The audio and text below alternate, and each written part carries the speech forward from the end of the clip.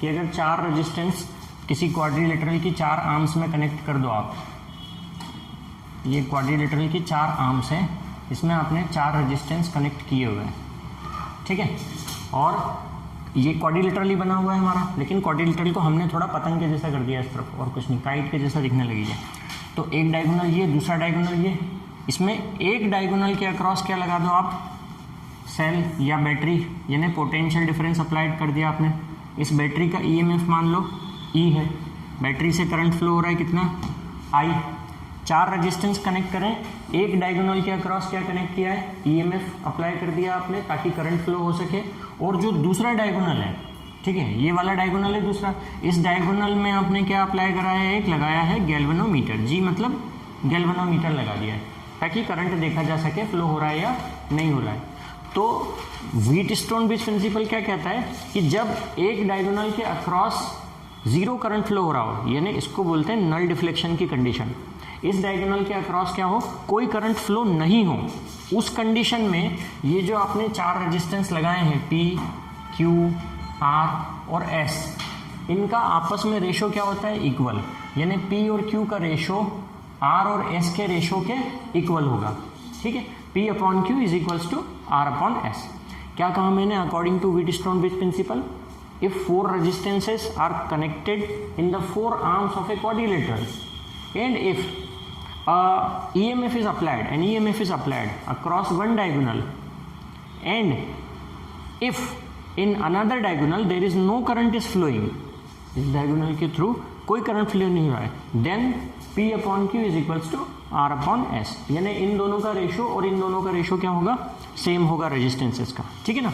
अब थोड़ा सा अगर इसमें मैथमेटिक्स लगाएं तो क्रॉस मल्टीप्लिकेशन कर सकते हो आप, क्रॉस मल्टीप्लिकेशन से R को यहाँ पे Q को वहाँ पे भी लेके जा सकते हो, तो क्या हो जाएगा, P upon R is equal to Q upon S। मतलब ऐसे में देख लो आप या ऐसे में देख लो, रेशो क्या रहेगा, सेम, बस क्रॉस में नहीं देखना है, क्रॉस में नहीं देखना है ना, इन दोनों का रेशो, इन दोनों का रेशो, या फिर इन दोनों का और इन दोनों का रेशो क्या रहेगा, इक्वल रहेगा। कब रहेगा, जब एक डायगोनल के थ्रू कोई करंट फ्लो नहीं हो रहा हो, तो नहीं तो नहीं, समझ में आया है ना। तो इसको रिवर्स में भी अप्लाई कर सकते हैं हम, अगर आपको लग रहा है कि ये दोनों का रेशो इन दोनों का रेशो कैसा है, सेम है, तो इसका क्या मतलब होगा कि इस डायगोनल के थ्रू कोई करंट फ्लो नहीं होगा, ठीक है। मैंने कहा ना रिवर्स, अगर करंट फ्लो नहीं हो रहा है तो रेशो इक्वल होता है, रेशो इक्वल है इसका मतलब इसके थ्रू करंट फ्लो नहीं होगा, ठीक है। समझ में आया व्हीटस्टोन ब्रिज प्रिंसिपल क्या हुआ, है ना, इस तरह से बना के हम लिख सकते हैं। अब इसको हम प्रूव भी करना है, इसके आपको प्रूव भी करना होगा, ठीक है, इसके साथ में प्रूफ भी आता है कि आप प्रूव भी कीजिए व्हीटस्टोन ब्रिज प्रिंसिपल, तो लिखना बाद में, पहले उसका प्रूफ समझ लीजिए, क्योंकि पहले आपको स्टेटमेंट लिखना पड़ेगा क्या है। अब प्रूफ करना याद कर लीजिए कि प्रूफ कैसे करते हैं। यस्टरडे वाले किरचॉफ्स के लॉ याद है दोनों, फर्स्ट लॉ सेकंड लॉ, दोनों लॉ याद है ना। फर्स्ट लॉ क्या है, कृतज्ञ, यस्टरडे नहीं आया क्या, क्यों,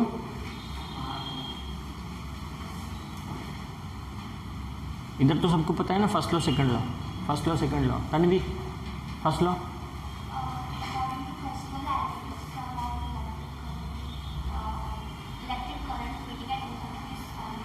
सेकंड लॉ,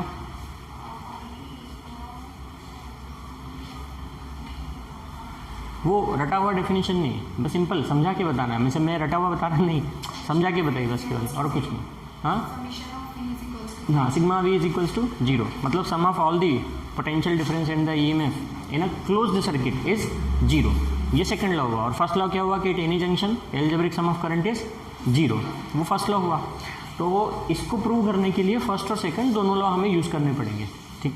अब नाम ये जो क्वाड्रिलेटरल है इसका आप अपने अकॉर्डिंगली कैसा भी दे सकते हो नाम, ABCD दे देते हैं हम, A B C और D। प्रूव करने की मेथड समझना मैंने कहा है ना, रटने वटने की कोई ज़रूरत नहीं है, मेथड समझ लो कैसे प्रूव करते हैं।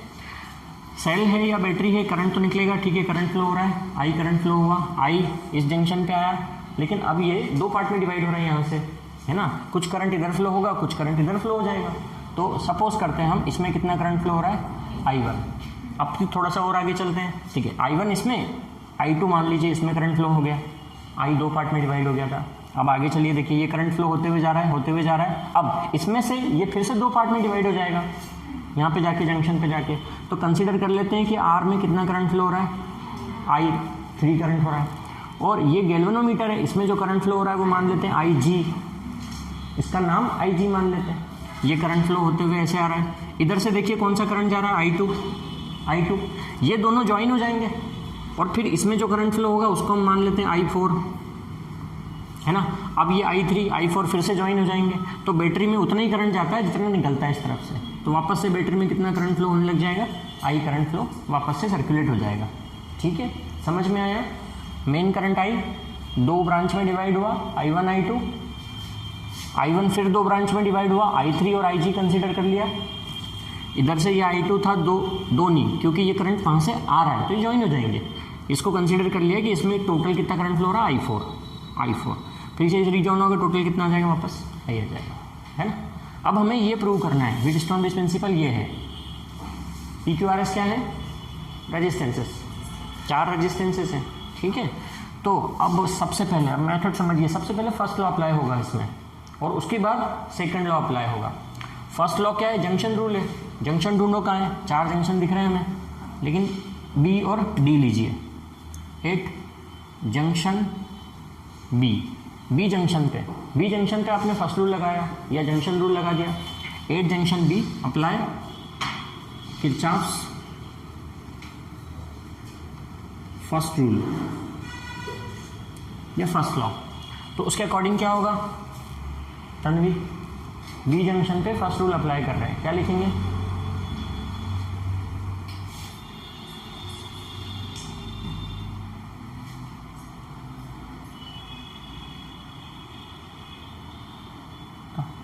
अंशिका बताओ। I1 माइनस बी जंक्शन पे I3 और माइनस के प्लस माइनस और बताओ कितने करंट है, 3 ही है, ज़्यादा तो नहीं है ना, और इक्वल टू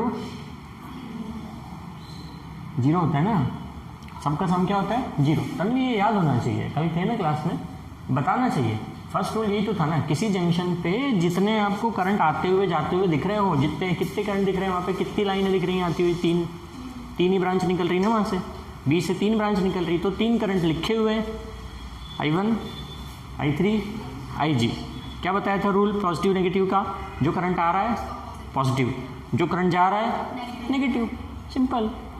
तो यही तो बताना था कि क्या लिखना है फर्स्ट रूल से, समझ रहे हो, ठीक है। वो घबराए मत करो, क्योंकि आप बताओगे तो आपको समझ में आएगा, अदरवाइज नहीं आने वाला है ना। बोला करो, गलत होगा कुछ नहीं इससे ज़्यादा, क्योंकि पहली बार गलती नहीं करोगे तो दूसरी बार ठीक थोड़ी होगी क्या, फर्स्ट टाइम आप नहीं गलती करने होगे तो गलती ही रह जाएगी, फिर जितना ज़्यादा लंबा खींचोगे ना उतना ज़्यादा रह जाएगा। वो करो ताकि समझ में आ जाए क्या करना है, ठीक है। उसने बोला आखिरी में अटक गए, हमने बता दिया 0 ही तो रहता है ना सबका सम। तो करंट कौन सा आ रहा है, I1, और जंक्शन से 2 करंट जा रहे हैं बाहर की तरफ आउटवर्ड, I3 और IG, माइनस में लेंगे, सबका सम क्या होता है 0 होता है, बस दिस इज जंक्शन रूल। एक इक्वेशन यहाँ से बना लिया हमने, ठीक है। माइनस वालों को प्लस में लाना हो तो ले आओ, I1 इज इक्वल टू क्या लिख सकते हैं, I3 प्लस IG, इसको दे दीजिए equation number 1। Similarly 8 junction D, ये D जंक्शन पे देखिए, अब बताओ तन्वी D जंक्शन पे क्या लिखें,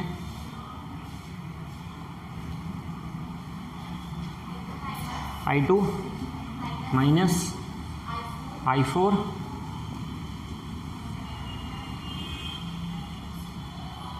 और ये तीसरी वाली ब्रांच ये रही, कितना करंट फ्लो हो रहा है इस ब्रांच में, IG, प्लस के minus plus IG is equal to 0, minus को उस तरफ ले जाइए, I2 plus IG is equal to I4, equation number 2, ठीक है। हमने B और D जंक्शन पे क्या अप्लाई किया, फर्स्ट रूल अप्लाई किया किरचॉफ का, ओके। अब हम सेकंड रूल अप्लाई करने वाले हैं। कितने क्लोज सर्किट दिख रहे हैं तन्वी, फिर से बताओ, इस सर्किट में कितने क्लोज्ड सर्किट दिख रहे हैं, इस फिगर में नाम बताओ,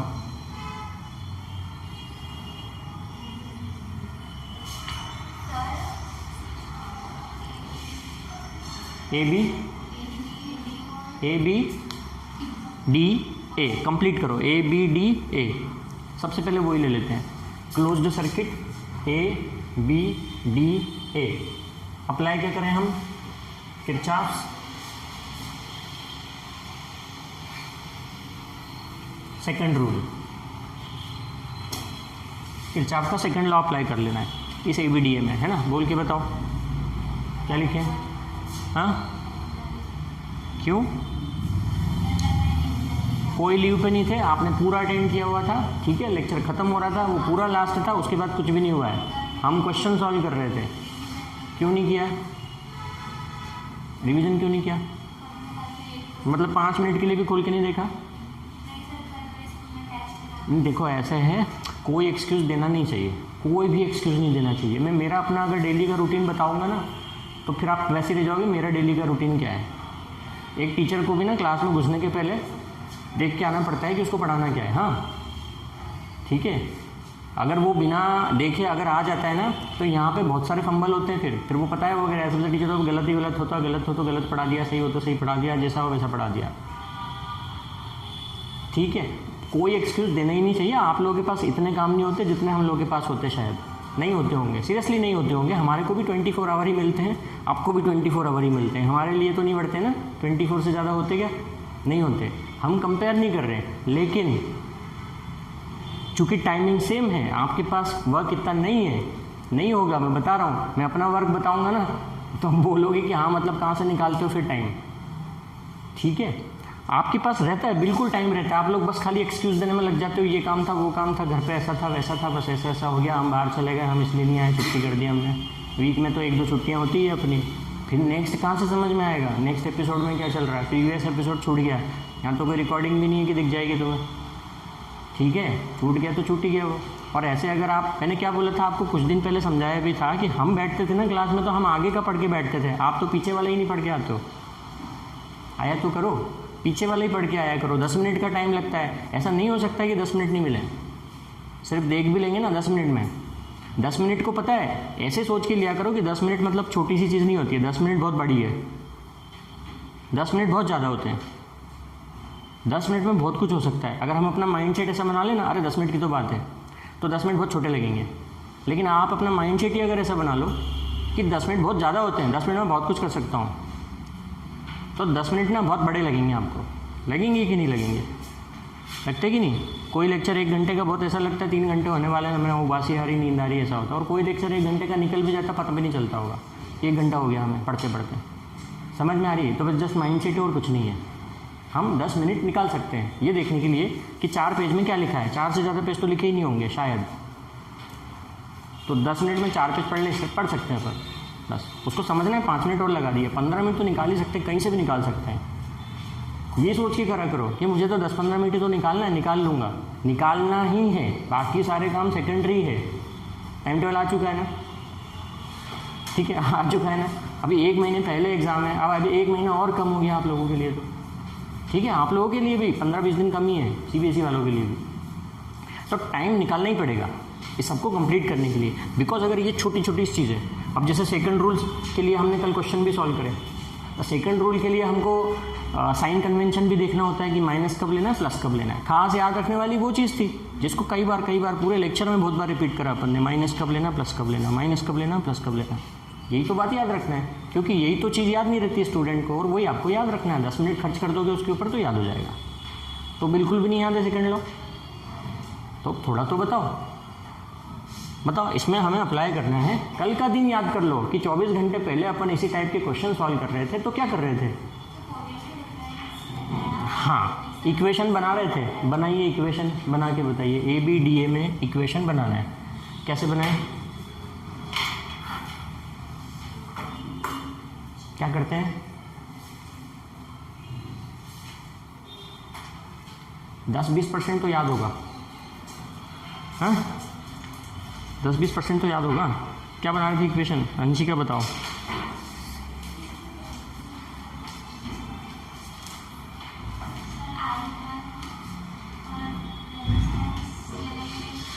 अब प्लस लेंगे कि माइनस, माइनस।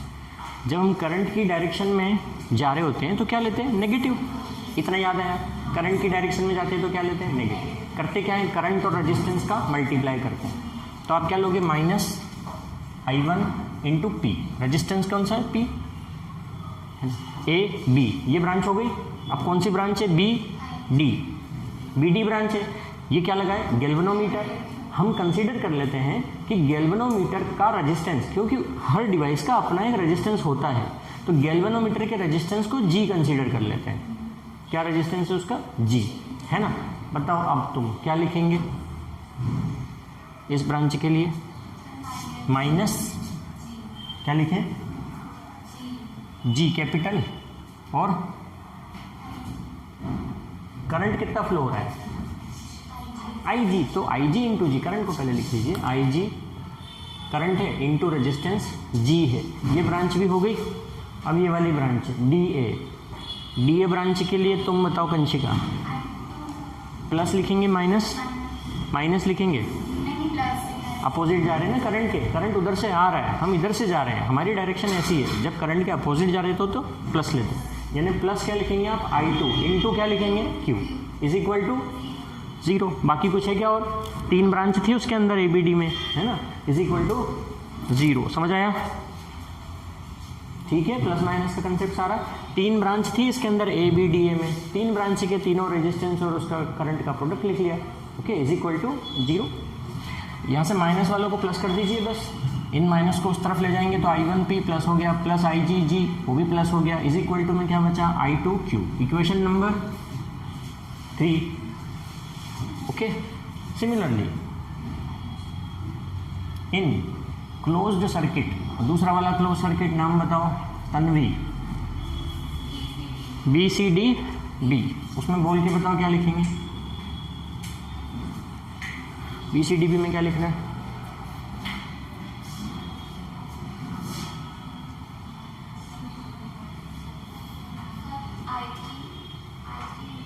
प्लस ये माइनस, शेखर BCDB, तो BC में क्या लिखेंगे, -I3 इंटू R।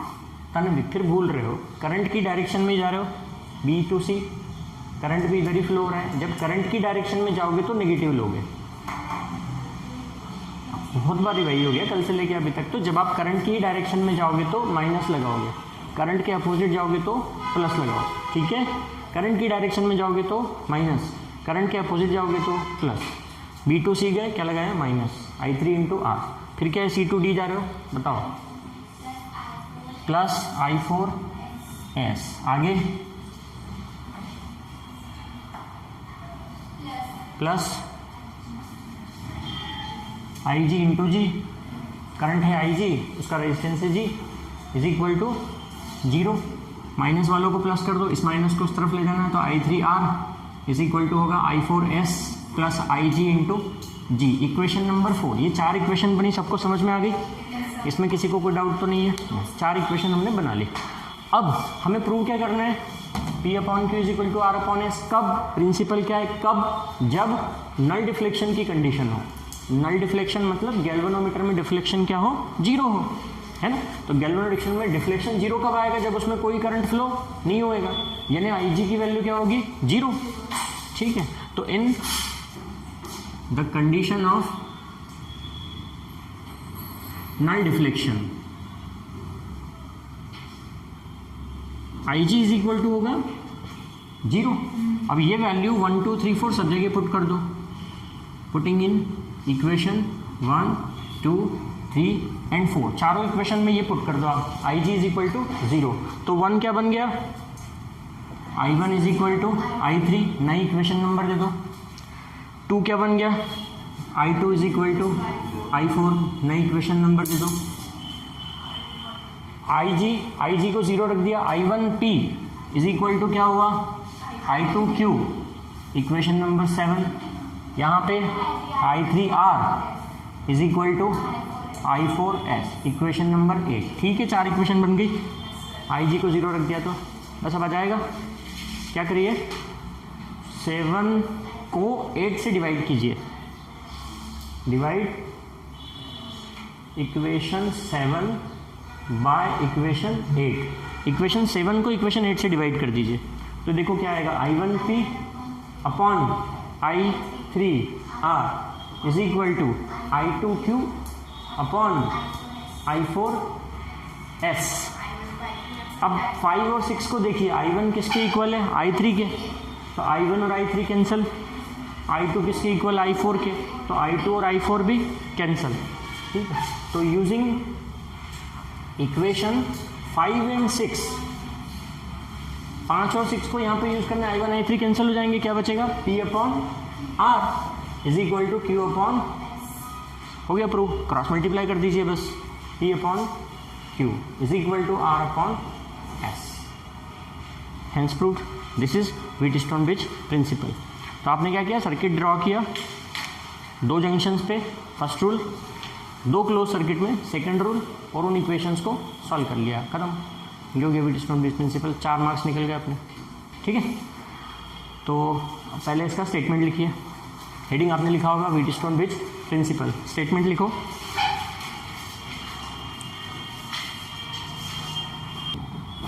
तो तुम भी बोल दिया करो, तुझे क्या आता है, तू बता दे। कोई अपने को डिमोटिवेट कैसे कर सकता है यार, कोई मतलब हमें कोई कैसे डिमोटिवेट कर सकता है, हम होंगे तो करेगा ना कोई, अगर कोई कर भी रहा है कोशिश तो करने दो उसको, कोशिश करने में, तुम उसे डिमोटिवेट कर दो तो तुम खुद मोटिवेट हो जाओगे, और क्या। मतलब कोई कुछ अगर ये बोल रहा है कि तुम्हें ये नहीं आता है, तुम्हें वो नहीं आता है, तुम्हें वो नहीं आता है, तुम्हें वो नहीं आता है, चलो सपोज अगर कोई कुछ ऐसा कहता है, अभी अपन हंसी मजाक में बात कर रहे हैं, ऐसा कुछ लोग ऐसा बोलते हैं, तो एक लाइन है बस केवल, अगर लोग ऐसा बोलते हैं, तुम्हें कुछ भी डिमोटिवेट करने के लिए बोलते हैं, तुम में कोई भी कमी निकालते हैं, तो सिर्फ एक लाइन होती है, बोलना नहीं चाहिए लेकिन मैं बोल देता हूँ, भाड़ में जा, ठीक है। तो सारी टेंशन क्या हो जाती है, ख़त्म हो जाती है, क्योंकि क्या है कि लोग तो बहुत कुछ बोलते रहते हैं, तो उन्हें बोलने दो, आप कुछ भी नहीं कर सकते हो उसका। ठीक है, अगर आप उधर ध्यान लगाओगे कि कोई क्या कह रहा है, तो आप खुद पे ध्यान लगा ही नहीं पाओगे, तो बजाय उधर ध्यान लगाने के क्या करो, खुद पे ध्यान लगाओ, किधर भी ध्यान मत लगाओ। ठीक है, किधर भी ध्यान मत लगाओ, लोग तो ऐसा बोलते ही रहते हैं। ठीक, तो यहाँ अगर ऐसे बोलने वालों पे ध्यान देते रहते हैं तो मैं यहाँ नहीं होता, और आप भी यहाँ नहीं होते, इन्फिनिटी नहीं होती। ठीक है, होती ही नहीं अगर ऐसा बोलने वालों की तरफ ध्यान दे रहे होते।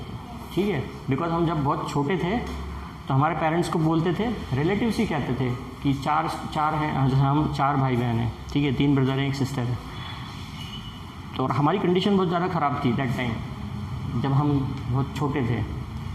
हम केवल 10 बाय 10 के एक रूम में रहते थे, ओनली 10 बाय 10, ये तो बहुत बड़ा रूम है, इसके तो 2 पार्ट हो जाएंगे, बस इतने से रूम में रहते थे विथ मदर एंड फादर। ठीक है, बहुत छोटे छोटे होंगे तब, तो पता नहीं, मम्मी बताती है, बोलते थे कि क्या पढ़ाओगे इन लोगों को, ये तो ठेला चलाएंगे, गैरेज पे काम करेंगे, या तो ऐसे ही कुछ तो भी रहेंगे, इनको तुम क्या पढ़ाओगे, रहने दो, काय को ज़बरदस्ती खर्चा करते हो इनके ऊपर, पढ़ाई के ऊपर। तो वो लोग भी इधर आसपास ही रहते हैं कहीं पे। ठीक, उनमें से क्या थे कि जो बोलते थे वो हमारी पूरी सोसाइटी में, मतलब हमारे समाज में सबसे ज़्यादा पढ़े लिखे थे दैट टाइम, MA करे हुए थे। MA बहुत बड़ी बात होती थी, MA करना बहुत बड़ी बात होगी, MA करे हुए थे, और उनकी गवर्नमेंट जॉब लग गई थी। तो वो ऐसा बोलते होंगे शायद, कहाँ पढ़ाओगे, बाकी तो कोई पढ़ा लिखा है नहीं, कुछ नहीं कर रहे हैं। तो अभी वो हमसे आई कांटेक्ट नहीं करते, मुझसे तो स्पेशली नहीं करते आई कांटेक्ट।